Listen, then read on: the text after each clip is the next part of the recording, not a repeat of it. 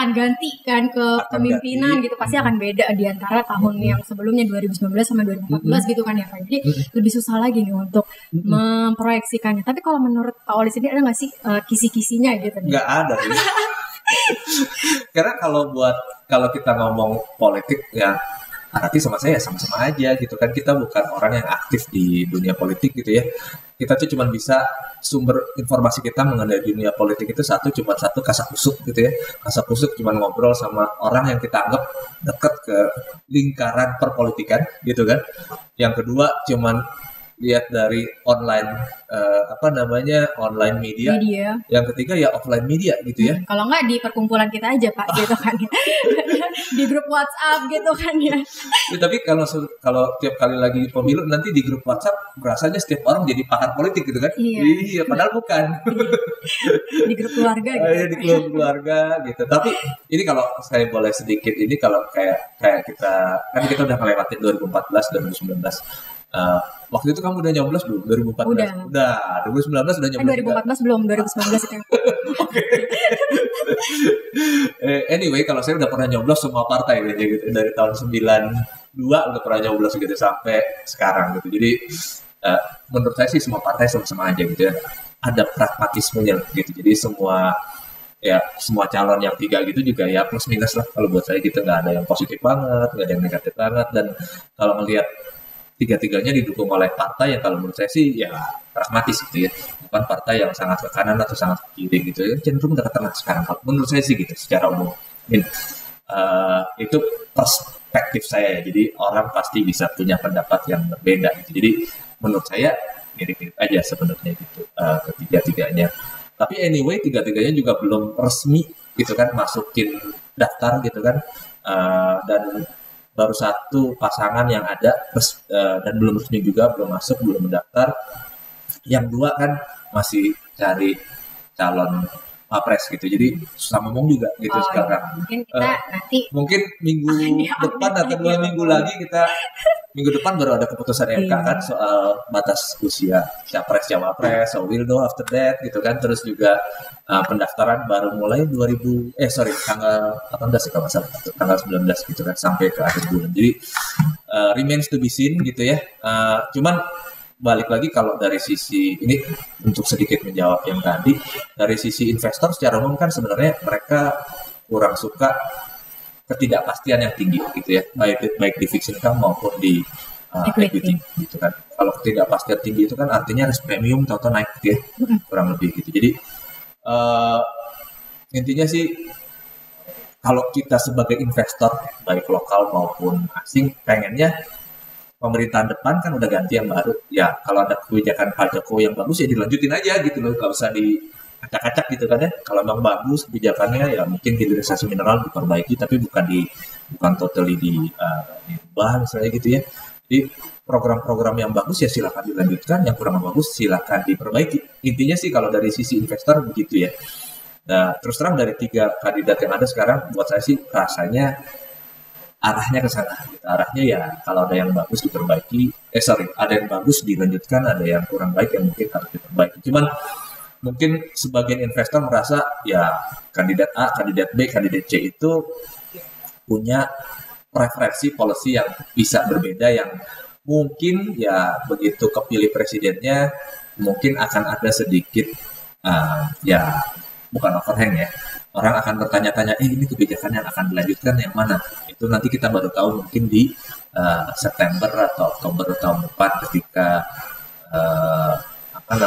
presiden sudah dilantik dan nanti akan ada kabinet yang akan dipilih untuk membantu presiden. Itu baru ketahuan akhir 2024 sih. Kalau kita bicara spending gitu ya, rasanya spending pemerintah ya biasa tahun pemilu naik, tapi kalau kita track back ke 2014-19 sebenarnya efeknya nggak sangat gede directly ke company yang listed, nggak sangat gede sih, nggak bisa kita nge-track langsung gede gitu ya, nggak bisa gitu. Dan balik lagi mungkin paling beberapa di consumer companies yang mungkin langsung merasakan efek, tapi begitu pemilunya selesai 6 bulan ya normalize tuh earningsnya, jadi agak sedikit one off gitu. I'm not sure if that's the way kita bisa put money heavily di any of the sectors yang mungkin sebagian orang beranggapan udah akan mendapat benefit langsung dari election. Itu satu. Yang kedua sih mungkin kalau mengenai sektor yang ketika election, balik lagi ke positioning. Kalau orang udah lame gitu ya, orang udah crowded gitu, orang merasa di sektor yang paling diuntungkan, misalnya consumer gitu ya. Ya kalau orang udah crowded di sana, udah beli, ntar yang beli lagi siapa gitu kan? Price in gitu ya Pak ya? Takutnya gitu sebagian gitu. Jadi kita balik lagi mesti rajin ngelihat orang udah rame, udah crowded atau belum nih. Starting point itu juga penting kan. Jadi starting pointnya di harga murah apa di harga mahal nih. Kalau udah rame, harganya udah mahal, ntar takutnya ya lewat election orang malah pada sell on news gitu kan. Itu yang kita juga mesti lebih taktis melihat sektor-sektor di tahun 2020. Ini selain consumer mungkin bisa di-spill lagi nih Pak nih kita untuk investor aja. Ini apa sih biasanya yang dapat multiplier effect dari pemilu biasanya secara historis nih? Kan orang taunya kayak consumer tapi sepertinya udah lumayan naik gitu ya Pak ya. Kita lihat nggak sih ada yang cocok nih buat investor-investor masuk gitu ya, yang masih murah gitu sektornya? Kalau kayak sektor yang historically 2004, 2009 itu kan media gitu ya. Tapi media sekarang udah berubah ya. Gitu. Jadi maksudnya kalau dulu kan orang exactly gitu kan. Sekarang kayaknya lebih banyak sewa buzzer ya daripada pasang slot iklan, bener nggak? Gitu kan. Jadi itu juga yang mesti kita hati-hati. Jadi kalau menurut saya sih agak beda nih gitu. Ya pasti ada lah iklan. Tapi belajar dari 2004, 2009 ketika banyak misalnya parpol pasang iklan di TV, ntar begitu election selesai tagihannya susah dibayar gitu kan takutnya. Kalau nggak pilih gimana gitu kan, itu juga kayak mesti dipikirin gitu kan. Kecuali mereka bayarnya emang di depan gitu ya 100% gitu. Tapi kalau itu ada resiko-resiko seperti itu. Jadi saya nggak yakin media ini bisa seperti 2004-2009 ketika ya lumayan lah ada kenaikan aktivitas advertising gitu ya. Iya tadi balik gitu kan. Jadi advertising itu sekarang udah shift ke media digital gitu, which is beda gitu cara mainnya dan beda spending pattern-nya juga gitu. Ya balik lagi tadi ya consumer to some extent yang paling gede gitu kan, to some extent ya rokok gitu ya, biasanya juga menjadi sektor yang ini. Jadi kalau udah kan sebagian saham rokok juga ya agak turun-turun gitu ya, kecuali Bismillah gitu ya. Di-spill ya teman-teman sahamnya. Enggak turun soalnya kan yang lain kan turun gitu. Jadi ya mungkin bisa dilihatin nanti gitu ya. Consumer sih umum lah ya, dari Mayora, ICBP rasanya semua orang cukup suka gitu. Balik lagi nanti kita mesti pantau udah seberapa rame tuh posisi investor secara umum di saham-saham tersebut. Plus mungkin tentunya mesti hati-hati juga ada external shock nggak gitu kan ke consumer companies gitu. Jangan-jangan tahun depan harga komoditas tahu-tahu lari-lari gitu kan, regardless spending gede ke consumer staples gitu. Kalau harga komoditasnya naik, cost of raw materialnya loncat, ya mungkin profitabilitasnya nggak bisa tergenjot juga. Itu yang mesti kita hati-hati. Jadi benar-benar investor tuh harus benar-benar update gitu ya Pak ya. Kira-kira kalau misalnya pada sektor itu dampaknya tuh seperti apa sih dengan kondisi yang saat ini? Gak cuma dalam negeri tapi juga secara eksternal juga dilihat ya, seperti nilai tukar, harga komoditas secara global. Nah nilai tukar kita kan tadi udah kita bahas ya 15.700 nih Pak. Ini dampak juga nggak sih ke consumer nih? Karena kan mereka basically bayar besar juga nih untuk impor dari bahan bakunya itu sendiri. Oke. Jadi kalau kayak rupiah dolar itu seperti yang saya mention tadi, yang penting tuh jangan shocking movement dalam jangka pendek. Itu orang nggak bisa anticipate tapi nggak bisa budgeting, gitu kan? Kita ngomong kalau misalnya setahun, kalau kita zaman dulu sebelum ini waktu masih manage floating rupiah kita sebelum 97 itu kan ibaratnya pemerintahan waktu itu ataupun bank sentral waktu itu nganggap ya inflasi kita sama Amerika beda 5%, kita tiap tahun depresiasi 5%. Sederhananya gitu zaman dulu. Jadi makanya agak reckless waktu tahun 97 ketika orang nganggap ya udah kita minjem aja dolar yang banyak karena murah gitu kan, nggak usah pakai hedging ya 97 blow up. Tapi sederhananya sebenarnya gitu. Jadi kalau stabilitas rupiah itu bisa terjaga gitu ya. Dalam arti tadi shock kenaikan atau pelemahan rupiah itu terjadi secara gradual, bukan terjadi karena shock yang tajam dalam waktu pendek gitu ya. Harusnya sih efek ke consumer companies atau ke perekonomian secara umum akan lebih kecil. Itu karena ya orang udah bisa budget, udah bisa anticipate, berarti kita kira-kira naikin harga nih 2-3% untuk compensate buat itu. Yang susah itu kalau 2 hari atau minus 10 gitu ya.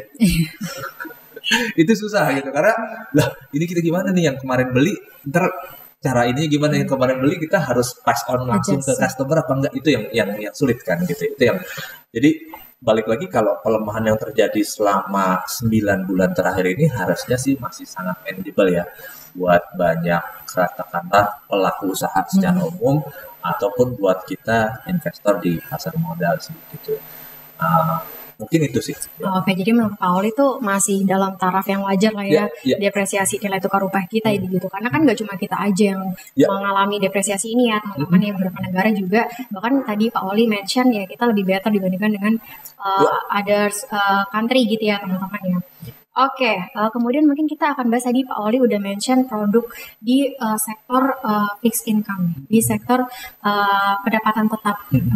Untuk reksadana dari Shalendra Capital Asset Management, mungkin ada nggak sih Pak yang jadi primadona gitu nih? Mungkin buat teman-teman investor Ajaib Sekuritas biar pada tahu nih ya, kira-kira produk unggulannya seperti apa sih gitu untuk di fixed income ini, mungkin bisa share. Kalau kita bilang primadona agak berat juga nanti. Tapi mungkin yang lumayan pas lah ya buat kita lihat gitu ya. Ke dalam mungkin 3-6 bulan ke depan, dan sesuai dengan apa yang saya paparkan tadi. Kalau kita nganggap ya dolar itu mungkin dolar indeks itu udah dekat-dekat peak gitu ya. Kalau kita nganggap US growth itu dan US inflation itu harusnya trennya ke depan itu melemah, dan US yield sejalan dengan itu juga harusnya mulai turun. Memang enaknya sih fixed income gitu. Tapi tentunya bisa pilih yang sun gitu ya, ataupun tentunya produk produk yang isinya kombinasi antara corporate dan sun gitu. Jadi ada sedikit proteksi dari corporate yang durasinya agak pendek dengan kupon yang tebal-tebal gitu ya. Tapi ada komponen sunnya juga di dalam yang kalau ketika yield itu turun dan harga obligasi pemerintah itu naik, dia juga mendapatkan manfaat dari pergerakan harga bonds tadi gitu. Makanya kita ada namanya Shalendra pendapatan tetap premium yang kita cukup rasa cukup cocok untuk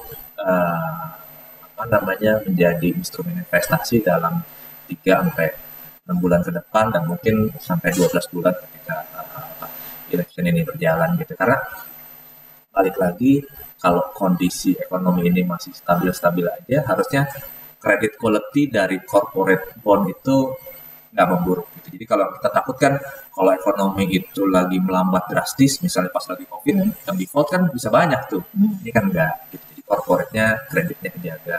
Tapi at the same time, kalau tadi kita mention faktor eksternal itu kedepannya akan sedikit banyak menguntungkan rupiah gitu kan, menguntungkan emerging market secara umum gitu. Ketika US itu trajektori dari growth dan inflasinya itu cenderung melemah gitu ya, atau melandai, itu juga akan sedikit banyak menguntungkan instrumen obligasi pemerintah yang tenornya agak panjang-panjang. Itu sih yang makanya kita bilang mungkin cukup pas tuh untuk 3, 6, 12 bulan ke depan.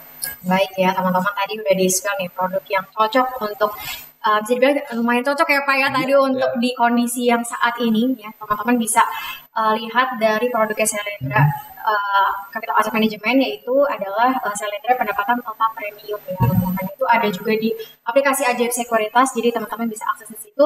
Fund facility juga tersedia juga ya, jadi jangan khawatir ya teman-teman, juga di-update, jadi teman-teman bisa tahu nih isinya apa aja sih di dalam instrumen tersebut gitu ya. Dan mungkin ada produk lainnya nih Pak, di sektor tadi ekuitas kita udah bahas gitu kan ya. Tadi ada capital outflow ya di bulan Agustus sekitar 20 T ya, kemudian di bulan September 4 T gitu kan ya. Lumayan besar. Sekarang secara year to date ini sekitar 5 T nih asing yang outflow di pasar ekuitas kita. Kalau dengan kondisi saat ini udah harus ketar-ketir atau ini salah satu momentum yang pas nih Pak? Oke, kalau di pasar saham sebenarnya juga tadi balik ya. Karena bukan buat banyak sih, buat investor di emerging market secara umum tuh salah satu bukan driver tapi faktor utama untuk kita bisa mengambil keputusan dalam berinvestasi memang dollar direction. Saya nggak bilang prediksi arah dolar itu gampang, itu susah banget gitu ya. Tapi kalau kita merasa bahwa dollar direction itu atau arah dari US dollar itu kedepannya itu akan melandai gitu ya. Sebenarnya buat semua emerging market asset, buat risky asset termasuk juga buat Indonesia gitu ya, Indonesian asset kayak pasar sahamnya harusnya sih better off gitu. Dan balik lagi seperti tadi kita bahas, yang keluar udah banyak nih gitu kan, 24 gitu ya, 2 bulan terakhir year to date kan tadi minus 5 gitu kita gitu. Jadi kalau udah keluar segitu banyak gitu kan, tahun lalu juga masuknya nggak banyak-banyak amat. Kalau kita trace dari tahun 2015-2016 tuh kita selalu outflow gitu ya. Harusnya sih posisi investor asing di Indonesia sekarang lebih enteng. Nah, kalau posisi investor asing di Indonesia itu lebih enteng, dan kalau eksternal faktornya itu terutama tadi ya arah dolarnya itu membaik, harusnya mereka ya mau beli balik nih emerging market asset termasuk pasar saham Indonesia. Di kita sih ada beberapa produk saham reksadana saham yang cukup menarik ya, yang kita paling promosikan sih kalau buat main di big cap ya MSCI value gitu ya. Jadi MSCI value kita kan itu fokusnya di 12 big caps lah gitu ya. Banyak bank, ada sebagian consumer, ada sebagian komoditis juga gitu. Jadi itu bisa dijadikan salah satu instrumen gitu ya.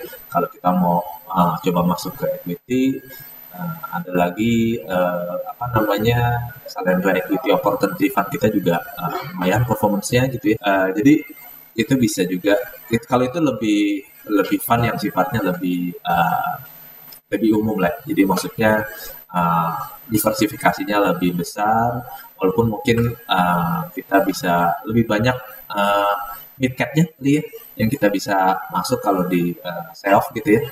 Nah, sementara kalau MSCI lebih ke big cap play lah di sana. Baik. Tadi ya teman-teman udah di-spill nih produk-produknya. Mungkin bisa dilihat fund fact sheet-nya ya teman-teman di aplikasi Ajaib Sekuritas.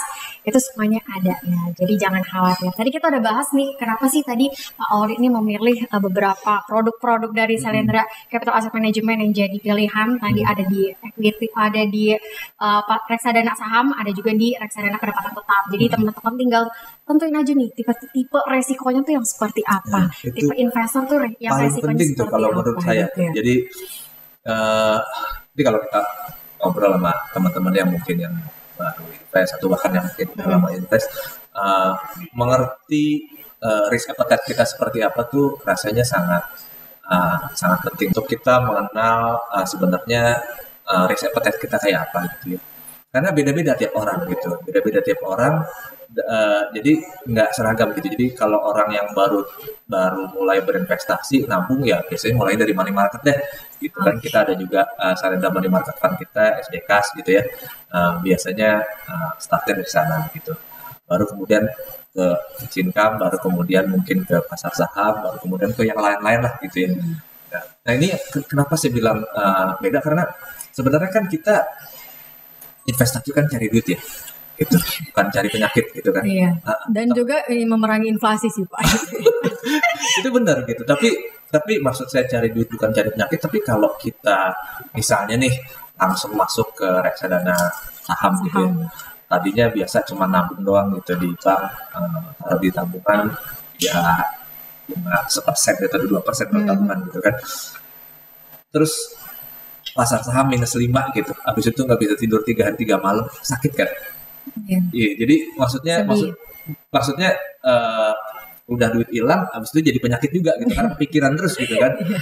Poin saya sih sebenarnya ya mengenali risk appetite itu penting itu karena ya tadi kalau kita nggak tahan sama volatility dari market ketika kita invest dan jadi kepikiran terus gitu ya, malah kerjaannya juga jadi susah karena begitu at one point kan kalau kita belajar dari krisis tahun 97, 98, 2008, 2013, 18 dan lain-lain, ya ada masa di mana market bisa terkoreksi 5%, 10%, 20%, bahkan 50% di tahun 2008 gitu ya. Jadi happen gitu kan, dan kalau kita perutnya nggak tahan dan kepikiran gitu ya, susah untuk kita bisa lepas dari itu. Makanya buat saya kenali risiko kita, risk appetite kita di mana itu menjadi sangat penting sih.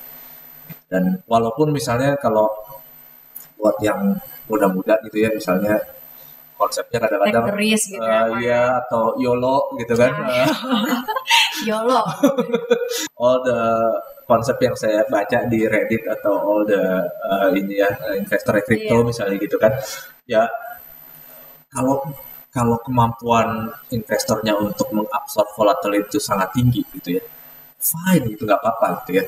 Tapi kalau enggak itu makanya balik lagi either ke jenjang usia dan kadang-kadang kan ada, makanya harus ada duit dingin, duit panas gitu ya. Betul. Itu yang penting mungkin buat ya kita di industri keuangan, teman-teman di Ajaib juga gitu kan, untuk tentunya mengeduket investor gitu ya, teman-teman investor yang baru maupun yang mungkin yang udah lama juga, untuk ya tadi gitu ya, baik dari sisi kenalin risiko, financial planningnya kurang lebih nanti arahnya kemana. Mungkin itu sih. Oke, jadi risk appetite itu sangat penting gitu ya, Kak. Sih karena banyak sekali ya Pak di pasar modal ini ya, terdiversifikasi. Jadi teman-teman juga penting nggak nih Pak untuk diversifikasi? Nah, diversifikasi penting nggak penting itu kalau menurut saya sih of course penting lah ya gitu ya. Cuman balik lagi ke tadi risk appetite gitu. Kadang-kadang kalau risk appetite tinggi, nggak pengen diversifikasi gitu ya, mikirnya gitu ya. Tapi at the same time kita juga mesti ada proteksi terhadap downside risk gitu, karena sepinter-pinternya investor kita ngomong investor yang kalau menurut Barat ya investor yang paling terkenal siapa deh coba? Investor ya Pak, Warren Buffett. Warren Buffett ya, Warren Buffett juga dari 100 investment dia mungkin 30 salah gitu ya. Iya. Cuma nggak dikasih tahu aja gitu ya. Dia kasih tahu. Oh, dikasih tahu ya. He's very open about it gitu kan. Jadi dia kasih tahu dia salah di airlines gitu kan, udah sering gitu kan, salah beli apa, it happen gitu ya. Jadi poinnya adalah investor yang paling jagoan aja bisa salah gitu ya. So kalau kita yang manusia biasa apalagi gitu kan. Jadi poinnya tadi ya, pasti ada manfaat dari diversifikasi tadi untuk memprotek kita ketika ada shock yang besar gitu kan, market yang koreksinya dalam, paling enggak ya kita ada satu basket yang menjaga kita supaya kita bisa survive, supaya kita bisa melewati downturn tadi. Karena yang paling parah itu adalah ketika kita lagi downturn, kita kepaksa jual. Iya. Gitu kalau kan? Tadi kata Pak Oli bilang jangan sampai kita belinya di atas, jualnya di bawah. Nah, jangan sampai juga dia belinya lagi di tengah-tengah terus jualnya di bawah, atau beli di bawah jualnya di bawah gitu, sabaran gitu. Paling bahaya kan kalau kita misalnya lagi krisis nih, gitu kan, kita dipaksa jual. That's the downside risk of margin trading gitu kan. Pas lagi marketnya turun 20% ya kita kalau ada margin call, duitnya udah nggak ada, kepaksa jual gitu kan. Jadi jadi kita mesti bisa ngelewatin ya pas lagi ada downturn, market correction dalam. Kalau satu bukan cuma supaya kita bisa ngelewatin hidup ya gitu ya. Jangan sampai nggak bisa makan gitu kan. Tapi kalau bisa top up, average down. Gitu kan, itu juga penting kan. Gitu. Jadi kenapa diversifikasi itu ya penting ya, tadi kita bilang investor yang paling jago aja udah pasti nggak salah. Menang loss gitu ya Pak. Iya gitu kan, jadi mau siapa deh, kita mau bilang kalau yang top siapa aja ya, Warren Buffett, Peter Lynch, Peter Lynch gitu kan, atau kalau misalnya domestik ya Pak Keng Hong juga, gitu kalau domestik, gitu kan, banyak lah, David Einhorn segala macam, semua kalau kita baca banyak tuh bukunya. Billion Dollar Mistakes tuh mereka ada buku sendiri gitu yang menceritakan bagaimana all the great investors itu ada salah-salahnya. Pernah gagal gitu ya. Salahnya tuh apa, kenapa gitu kan. Ada yang salahnya karena kebanyakan karena ego juga sih gitu ya. merasa paling bener gitu kan. Itu tapi ya lain-lainnya emang just sometimes bad luck gitu ya. Itu sih. Jadi itu diversifikasi harus loh. Oke, teman-teman tadi kenali resiko ya, risk appetite itu penting sekali, sama diversifikasi itu juga penting. Karena ya tadi untuk menghindari market yang benar-benar crash gitu ya teman-teman ya. Nah itu teman-teman biasa nanti ada rasa untuk terpaksa jual. Nah biasanya kalau market crash gitu, kalau menurut Pak Wali sendiri, ini biasanya ada nggak sih? Biasanya kan kita lihat sektor yang walaupun marketnya lagi turun, tapi ada sektor yang perform sendiri nih. Yang cantik sendiri gitu ya Pak ya. Ini kan biasanya suka ada nih. Jadi memang itu penting sekali ya Pak ya, namanya diversifikasi gitu ya. Jadi walaupun tadi marketnya crash gitu ya teman-teman, tapi at least ada yang walaupun memang gak hijau misalnya, tapi seenggaknya sektornya tuh penurunannya gak terlalu dalam gitu ya Pak ya. Jadi itu penting juga tuh untuk diversifikasi. Tetap turun. Tadi turun tapi gak terlalu dalam gitu. Yang lain minus 50 deh, minus 5 gitu. Tetap turun gitu ya. Walaupun tetap turun tapi dikit. Unfortunately ketika lagi ada koreksi, nothing better than cash kalau menurut saya sih gitu. Jadi ya tetap harus ada sih cashnya gitu. Jadi ya ini ya pengalaman pribadi juga gitu. Jadi ya tetap harus ada cashnya untuk kita bisa tadi ya bisa average down, nggak dipaksa jual ketika marketnya nyungsep gitu kan. Itu penting gitu.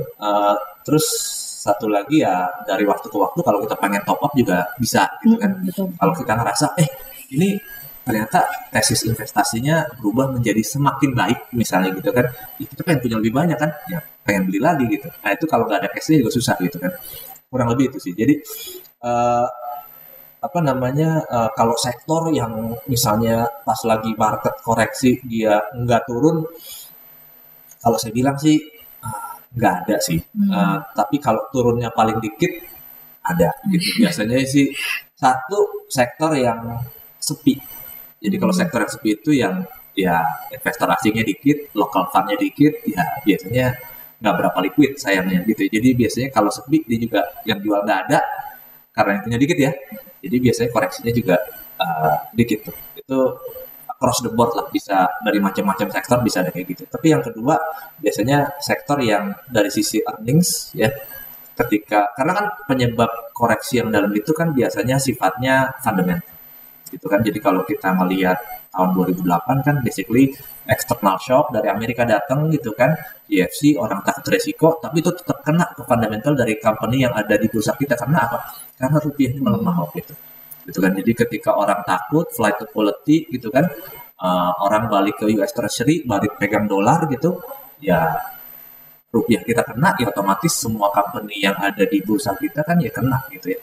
Mau yang cuman rupiah earners, mau yang dolar earners, ada dollar debt atau enggak, itu semua kena karena investor asing melihatnya rupiah aset, gitu kan. Turun, ya itu jadi ya otomatis biasanya kalau ada crash itu saya bilang ada faktor fundamental yang menyebabkan terjadinya koreksi yang dalam yang biasanya berhubungan dengan krisis ekonomi lah ya, gitu ya, baik COVID maupun non COVID lah kalau gitu kita bilang selama 20 tahun terakhir. Jadi across the board kena gitu ya, tapi yang paling sedikit kena biasanya ya consumer staples lah ya.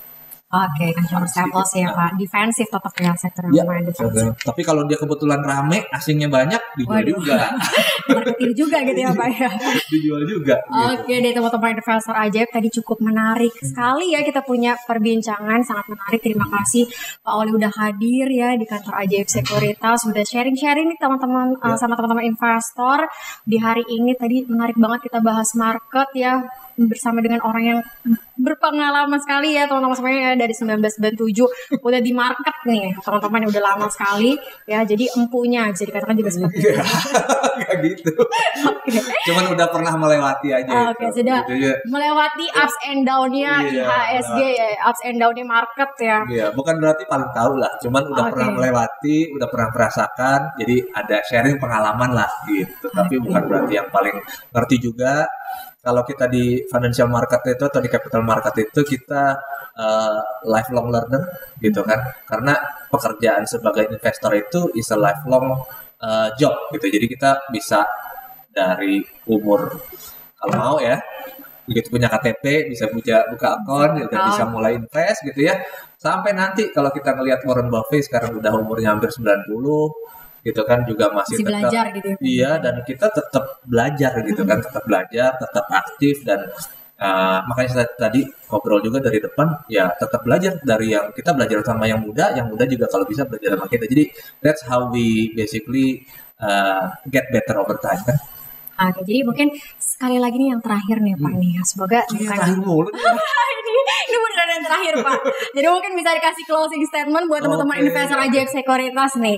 Kira-kira gimana sih Pak untuk kita bisa survive nih untuk terus konsisten investasi? Oke. Jadi bukan survive dong. Kalau itu bukan survive bilangnya. Jadi konsisten gitu ya Pak. Iya, gitu karena kalau survive kan kesannya berat banget gitu ya. Tapi kalau buat teman-teman tadi ya balik lagi kenali risk appetite kita gitu karena tiap orang beda gitu ya. Diversifikasi itu rasanya tetap perlu dan tetap penting karena over time kita nggak tahu cycle-nya seperti apa dari waktu ke waktu gitu ya. Yang penting juga menurut saya sih satu lagi tadi kita udah bahas yang terakhir itu is lifelong learning. Jadi kita jangan pernah berhenti belajar gitu. Jangan pernah berhenti belajar, jangan pernah merasa paling pintar gitu karena di atas langit ada langit gitu ya. Even investor yang paling jago aja make mistake, of course mereka yang benernya itu cover for all the mistakes. Itu yang penting kan. Jadi kita pasti make mistakes along the way, pasti salah, pasti pernah rugi. Kalau nggak pernah rugi itu bukan investor. Kalau nggak pernah rugi bukan investor. Itu kalau nggak pernah rugi namanya apa ya? Bingung. Pokoknya investor harus ya pernah rugi pasti ya Pak. Cuma kita belajar tuh dari kesalahan yang kita lakukan. Harus belajar dari kesalahan yang kita lakukan, harus belajar dari ya teman-teman juga, orang lain gitu dan jangan pernah malu untuk belajar sama yang lebih muda. Saya sih ngelihatnya gitu karena pasti ya kalau kayak saya sederhananya gitu kan udah umur 50 ya pasti relatif gaptek dibanding teman-teman ajaib semua gitu ya. Saya pasti mau belajar tuh mengenai sektor teknologi gitu kan, the new innovation in the financial sector itu sih saya masih harus banyak belajar untuk itu. Jadi balik lagi tadi jangan pernah berhenti belajar. Oke deh teman-teman ya, jangan pernah berhenti belajar di market ya Pak Oli ya. Terima kasih Pak Oli udah berbagi nih sama teman-teman investor ajaib semuanya ya. Pak Oli sebagai CIO dari Saneter Capital Asset Management ya. Teman-teman sangat insightful sekali di forum talk kita kali ini. Dan buat teman-teman semuanya tadi mungkin bisa di say bye dulu nih Pak buat teman-teman investor ajaib. Sampai jumpa teman-teman investor ajaib.